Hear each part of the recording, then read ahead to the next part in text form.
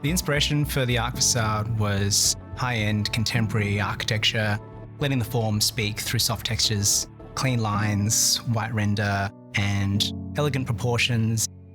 On the ground floor, we have used a textured painted brickwork that creates a nice solid base.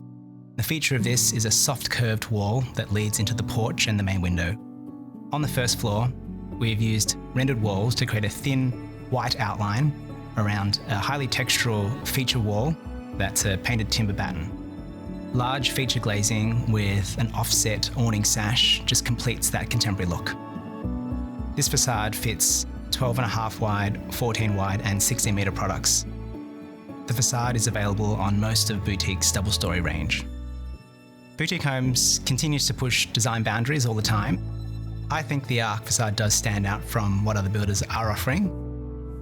The facade, being quite contemporary and high-end, has quite a versatile application, and I can see it fitting really well in inner urban or new estates or coastal regions. I think this design will stand out really well in the street. It has really strong presence, a simple, bold form, and I think it's something that customers would be proud to come home to.